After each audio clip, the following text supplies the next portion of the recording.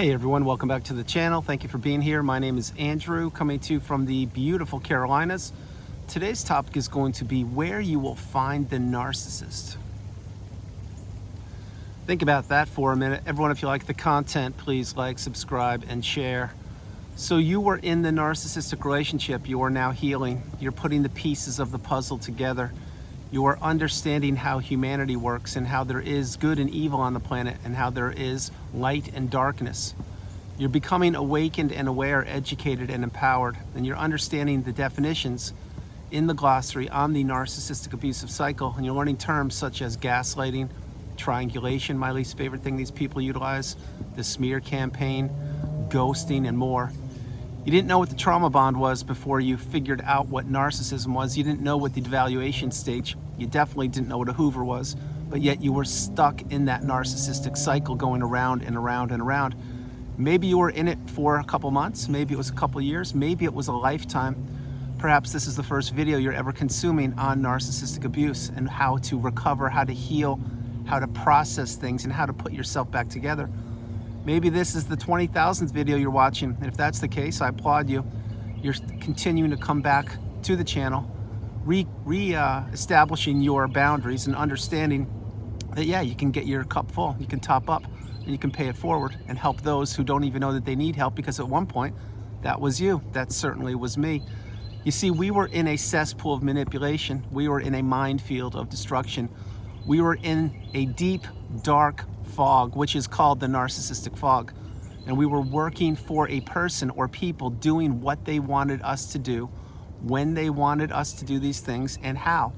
And if we didn't do what was asked of us, basically told to us, then there would be a punishment to be paid and a price tag to be paid, which may be paid right then or maybe paid at a later date.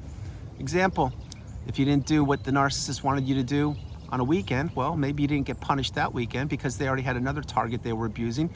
Maybe they waited a couple months or a couple weeks and then they punished you for what you didn't do that weekend. The narcissist needs control. They need enablers. They need flying monkeys. They need people that are subservient to them and reliant upon them. And more importantly, they need people that are trapped in that narcissistic fog and don't even know that they're in that fog.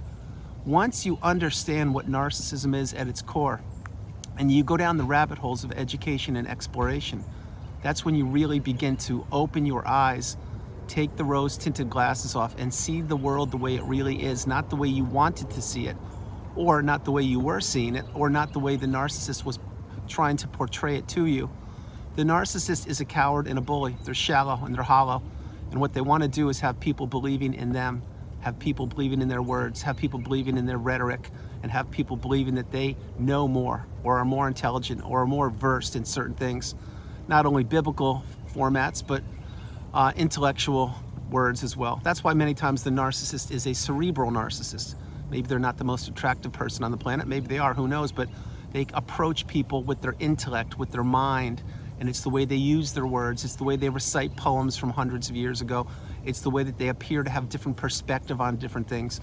The cerebral narcissist is just as toxic, if not more, as the communal narcissist, which is somebody who's hiding behind the cloak, hiding behind the veil, hiding behind a religion or organization or group. And those two are no different than the other types of narcissists that I will not mention right now, but the point being is they all use the same tactics, they all use the same techniques, they all continue to hide behind what they want to portray to the planet. And this is why the cycle of abuse continues to go around and around and around. And this is why if you are in the narcissistic relationship, you need to create, develop, and get ready to execute an exit plan. Maybe the exit plan is going to have to wait a couple months, maybe a couple years. Maybe you're going to have to wait until you're of legal age. Maybe you're going to have to wait until you can sell the house, or you get divorced, or the assets are divided, or when you can finally get a new job, etc. Who knows when you will be creating and developing or executing the exit plan. But once you've identified that you're in a toxic narcissistic relationship, there is no time to continue to stay in that relationship, because these relationships do not improve. They get worse over time. There is nothing, and I mean nothing, that will ever have these relationships magically elevate and ascend and improve.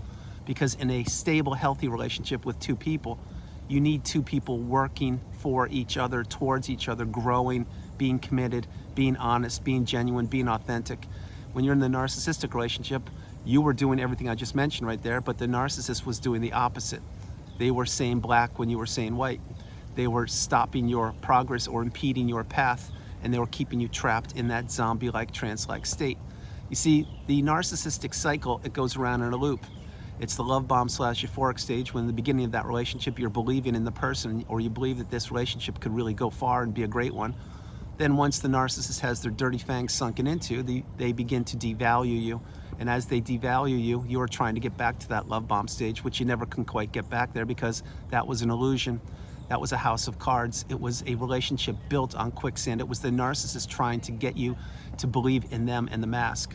And when you're in the devaluation stage, which is usually the longest part of the relationship, that's when you're in that ocean of manipulation. That's when you're in the cesspool of destruction. You don't know what's going on. That's when you begin to lose your identity. You begin to lose your sense of self. You become an extension of them, and you no longer are thinking for yourself. You are thinking about them 24/7. You are wondering where they are, who they're with, what they're doing, if when they get home, if you're gonna see Dr. Jekyll or Mr. Hyde, or if you cleaned up properly, or if you bought the right peanut butter, or if the car has gas in it, etc. This is why you can't be yourself when you're in these relationships, because you are the unpaid helper. You are the walking apology. You are the person who is doing everything for another person who is trying to destroy your life. Understand what I'm sharing with you. So where you will find the narcissist is you will find them everywhere. You're going to find them on trains, planes, automobiles. You're going to find them sitting next to you at work. You're going to find them in organizations or school groups or hobby groups that you're part of. You're going to find them when you go on trips with groups of people. You're going to find them in your neighborhoods, etc. All these things that you find are the paths to you figuring out who you are. Because remember, when the narcissist met you, they knew who you were before you knew yourself. And you had to lose yourself to find yourself. That's why post-relationship, you have to put yourself back together. You have to slow your life down and heal. And you have to stay in that cocoon of boundaries and insulate and protect yourself. And I'll jump in right here because I'm kind of bouncing around a little bit. But the third part of the narcissistic abusive cycle, it is the ending of the relationship. These relationships usually end with a discard, or if somebody removes themselves from the relationship, they are very strong. Either way, my heart goes out to you if you were in one of these relationships. And the ending of that relationship, it usually ends with a thud, a crash, and a bang, and it comes out of left field. After the third part of the narcissistic abusive cycle, which that's what it is, the ending, then at times there's a hoover. Do not accept a hoover. A hoover is simply when the narcissist is testing the temperature of you to see if you've healed, to see if you've seen behind the mask, and to see if you are willing to entertain them again for a period of time, which could be one quick communication, or it could be another couple months or years, who knows. But these relationships do not improve, so do not accept a hoover. Become unhooverable. Now, having shared the narcissistic abusive cycle and where you can find the narcissist, all this starts with one person, and the person it starts with was the person that you are considering right now as you're consuming this video. It was that one relationship that changed the trajectory of your life forever. It's the one relationship that you had to heal from. And when you figured out who that person was and what they did to you and how they manipulated you and took advantage of you for a period of time, which was the length of the relationship, then you naturally go down the progression, the paths of education and discovery. And then you figure out all throughout your life who played what part in your life. And you will go back to childhood, whether you want to do it or not, you will do it. Because you now are acquiring a newfound superpower. You're now understanding that not everybody is who they appear to be. And you're understanding that everyone is different on this planet. And many people do wear masks, and many people do want to manipulate, and many people do want to destroy and take from others. And who's at the top of that list? That's right, the narcissist is at the top of that list. So as you're exploring not just the narcissist and who they were and who they are, you have to go down other parts of your life and figure out, oh, that was the teacher in 6th grade. Oh, that was my college professor. Oh, that was my roommate. That was my first boss. Oh, that was my other romantic interest. Oh, that's my brother. Oh, that's my mom. Oh, that's my uncle, the crazy uncle that everybody thought that just had problems. Well, maybe he was toxic too. Maybe flip it. Maybe he was the sane one. Maybe he was the one that stayed away from the family because everybody else in the family was drinking the Kool-Aid from you-know-who. The point being is these people are everywhere, and they will hide in plain sight, and they will not want to be discovered. They will not want to ever discuss who they are, what they've done, or how they did it. What they want to do is they will want to blame shift. Excuse me. They will want to blame shift people and guilt them and keep people trapped in that loop of misery. Because this is what fuels these people. What fuels them is your discomfort. What fuels them is your confusion. What fuels them is you're not understanding who they are. What fuels them is you engaging with them and trying to explain or defend what you've learned or what you know. This is a side note and it's a pro tip, and you should take this very seriously. For anybody who's considering getting revenge on the narcissist or calling them out or getting payback or being vindictive, etc., don't do it. It will not benefit you. It has never benefited anybody in the history of the planet, and you won't be the first person. What you will be doing if you want to call them out or if you want to expose them is you're going to be going down in the mud with them. This is where they thrive. This is their wheelhouse. It's in the mud, and this is what they want. They want you to keep being stuck. They want you to play the dirty games that they play.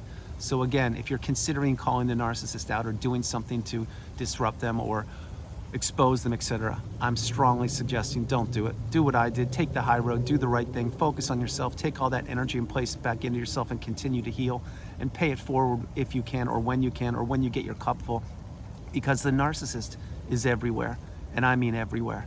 Now, I'm not a doom and gloom person, and I'm not trying to trigger or upset you. I'm letting you know that post-narcissistic relationship, you now have a newfound superpower, which is the wisdom that you've acquired not only from watching videos and consuming content and focusing on yourself, but from your real life experiences. And all three of these things coupled, they equal a newfound superpower, which is now you can see the world the way it works. Now you can see that there are many people who are in the everyday fog doing whatever they're doing. And that's fine. That's where I used to be, and I'm sure that's where you used to be. But then you met the behemoth, the juggernaut, the narcissist, and they spun your world upside down. They took everything they possibly could from you, which includes time, money, health, energy, hobbies, love, relationships, purpose, path, belief in humanity, and more. And when they did that, and if they discarded you, well, then they crumbled you up like a sheet of paper, threw you away in the freeway, didn't think you would exist or make it. But that's not what happened. You're here, and you've acquired the newfound superpower. You are applying the wisdom. You are becoming small. You're getting off the radar of the narcissist. You realize these people are everywhere, and you want nothing to do with them. This is why you don't overshare information. This is why you don't explain yourself to people. This is why you keep a small footprint.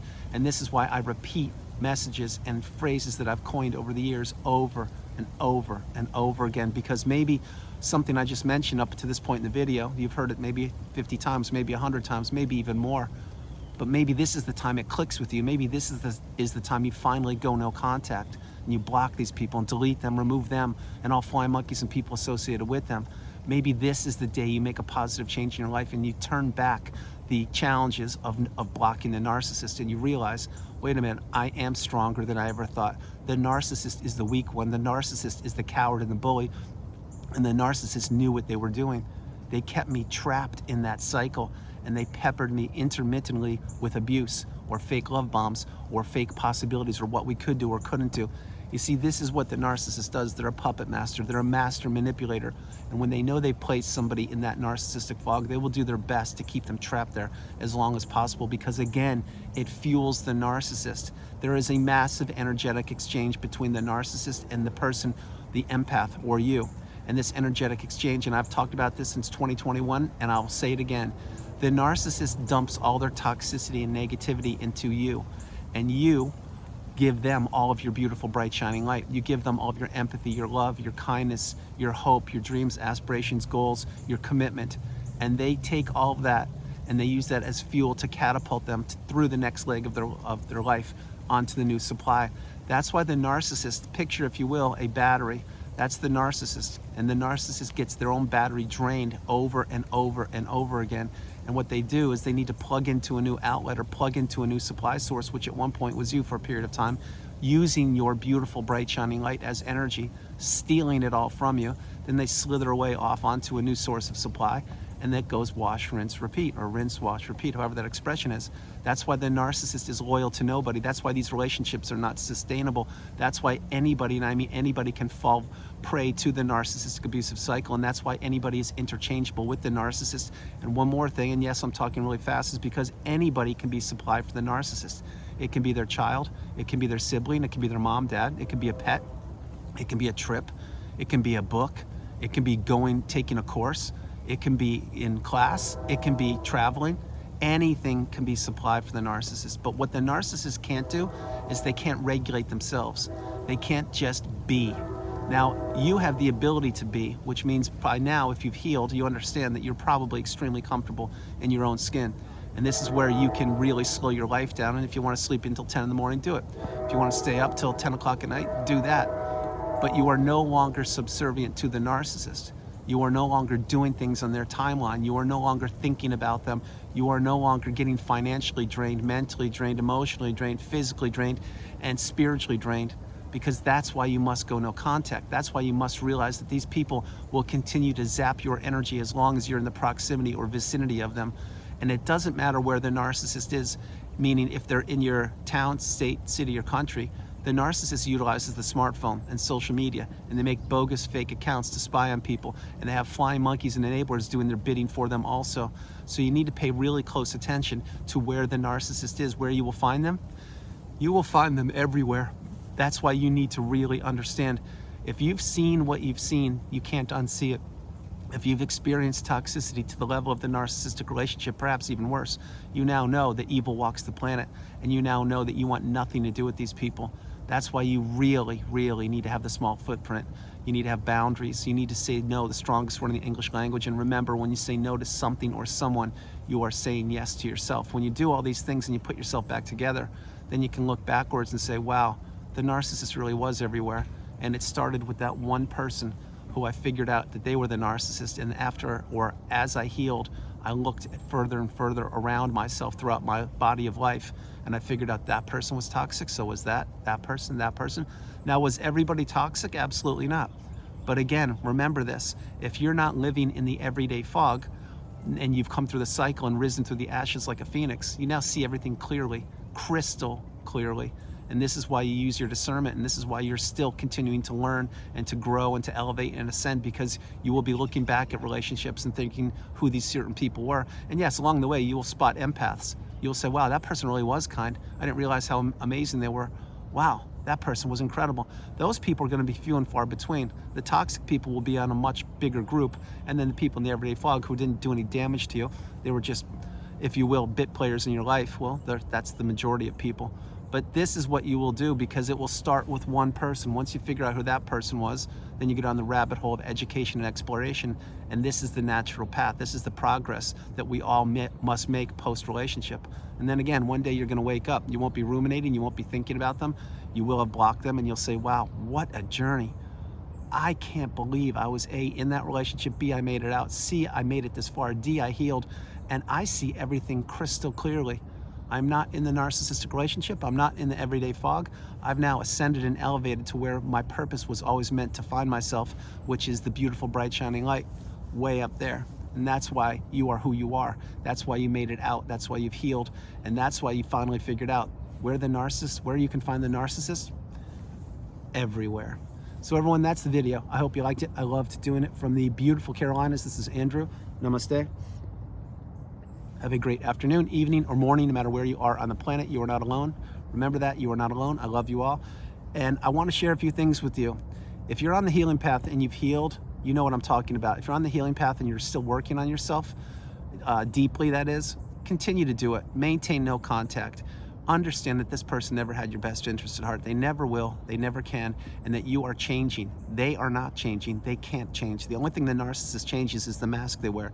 You are elevating and ascending, and you're becoming closer and closer to entering the third version of you, the strongest, most galvanized version of you known to humankind. Continue on the path, continue to believe in yourself, and continue to focus on what you're doing, which is improving your life. Something the narcissist didn't want you to do. Now, having said all those things, what we do on the healing path is we start with that one relationship, and as we understand what the definitions are and how we stayed in it and how we got trapped, etc., maybe even targeted, then we go down these other paths of discovery. And this is growth. This is good. This is what you must do. It's what I did. It's one of the many, many, many things I did to put myself back together. Again, for 2 years and 2 days, isolated during the most challenging period of time known to humanity. But I did it. And if I did it, you can do it. So you need to understand something, that where you are now is where you're meant to be, no matter where you think you should be or you want to be. If you are where you want to be, stay there. If you're not quite where you want to be yet, there's work to be done. Be patient with yourself, be kind to yourself, and understand that yes, in fact, the narcissist is everywhere. But now you see something that most people can't see. And with this newfound superpower comes great responsibility. And you are one of the people who was selected to acquire this newfound superpower. So embrace it, honor it, cherish it, And no, we did not want to go through the cycle. No, we did not want to be in any toxic relationship like that, but we made it out. So if we made it out, we need to really do the best to insulate and protect ourselves and those loved and trusted ones around us. I love you all. God bless you. No matter where you are on the planet, you are not alone. And I'll talk to you tomorrow. Bye, everybody. Bye. Big, huge virtual heart for you. Bye.